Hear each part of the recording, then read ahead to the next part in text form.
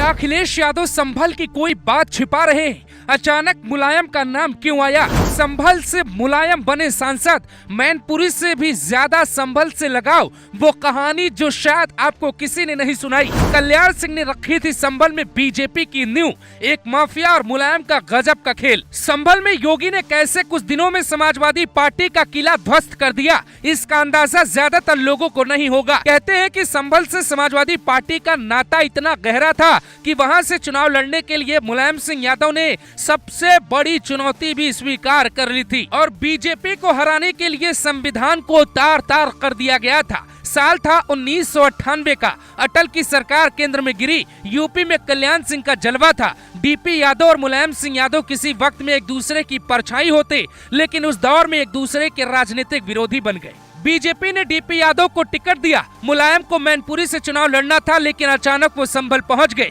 वो पहली बार संसदीय चुनाव के लिए मैदान में थे।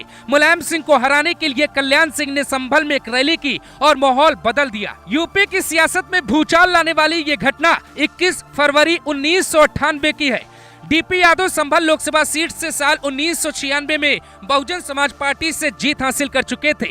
उस दौर में डीपी यादव की संभल क्षेत्र में मुसलमानों और यादवों में अच्छी पैठ थी। ऊपर से यूपी के तत्कालीन सीएम कल्याण सिंह इस सीट को अपनी प्रतिष्ठा से जोड़ चुके थे। उन्होंने पुलिस प्रशासनिक अधिकारियों को दो टूक हिदायत दी, बूथ कैप्चरिंग हुई तो बख्शेंगे नहीं। सीएम का इशारा था, लिहाजा पुलिस उस दौर में चुन चुन कर उन सभी ठिकानों पे छापा मार रही थी जहां मुलायम सिंह के सपोर्ट में बाहुबलियों ने डेरा डाला था।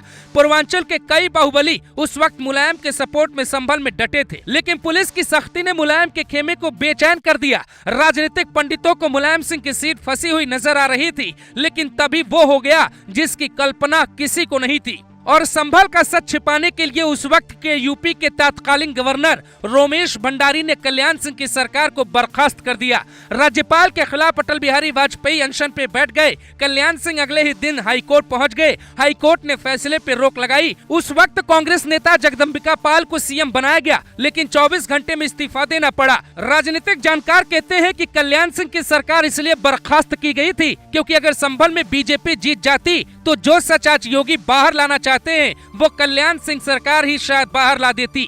इसीलिए योगी की प्रयोगशाला को इतिहास में जाकर देखना होगा। योगी कल्याण सिंह को अपना राजनीतिक गुरु मानते हैं। योगी से पहले बीजेपी में कल्याण सिंह ही थे जिन्होंने हिंदुत्व की ऐसी अलग जगाई कि दिल्ली तक की सियासी हवा बदल जाती थी।